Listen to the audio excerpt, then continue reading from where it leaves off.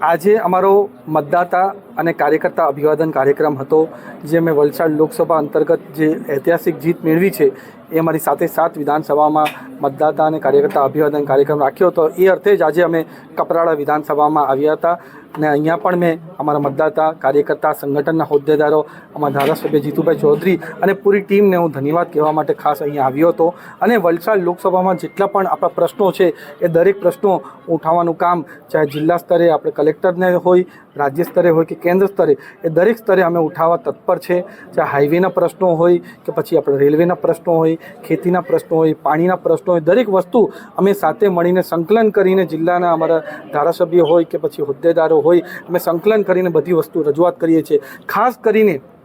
હાઈવેના જે પ્રશ્નો છે, જેમાં આપણા હાઈવેમાં ખાડાઓ પડી ગયા છે, સર્વિસ રોડના ઇસ્યુ છે, NH48 હોય કે NH56 હોય કે પછી NH848 હોય, એના માટે ખાસ કાલે અમે બેઠકનું આયોજન કાલે 1 વાગે સર્કિટ હાઉસમાં કર્યું છે। ત્યાં દરેક તણેવના હાઈવેના અમે પ્રોજેક્ટ ડાયરેક્ટરને બોલાવ્યા છે, દરેક ધારાસભ્યને બોલાવ્યા છે, કલેક્ટરને બોલાવીએ છીએ, એસપીને પણ બોલાવીએ છીએ અને ત્યાં બધા સંકલન કરીને જે આપણા હાઈવેના જેટલા પણ પ્રશ્નો છે એ દરેક પ્રશ્નો જલ્દીથી જલ્દી નિરાકરણ થાય એના માટે અમે પૂરા પ્રયાસ કરી રહ્યા છીએ। એની સાથે જ વલસાડ જિલ્લાના જેટલા પણ પ્રશ્નો છે એ દરેક પ્રશ્નો અમારા ધારાસભ્ય અને સાંસદ તરીકે મેં પણ 45 પ્રશ્નો અમે જિલ્લામાં આપ્યા છે, કલેક્ટરને આપ્યા છે અને કાલે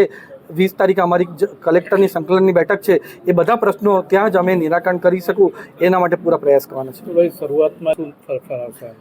આ વખતે મેં જાતે સ્થળ પર જઈને પણ નિરીક્ષણ કરીએ છીએ, જ્યાં જ્યાં છે મને એવું લાગ્યું કે આ રજૂઆત આપણે કેન્દ્ર સ્તરે પણ કરી જોઈએ, એના માટે નીતિન ગડકરીજીને પણ કરી છે અને આવી સંકલનની બેઠક કદાચ કલેક્ટર સ્તરે થતી હતી પણ પ્રોજેક્ટ ડાયરેક્ટર હાઈવેના થકી નહીં થતી હતી, એ પણ બોલાવ્યો છે અને હું તમને ખાતરી આપું છું કે જે પણ અમારો કાલે અમારું ફાઇનલાઇઝ થાય કે કઈ રીતના કરવાનું છે, હું પોતે નિરીક્ષણ કરીને અને અમારા ધારાસભ્ય નિરીક્ષણ કરીને હાઈવેના જેટલા પણ પડતર પ્રશ્નો છે એ બધા સાથે મળીને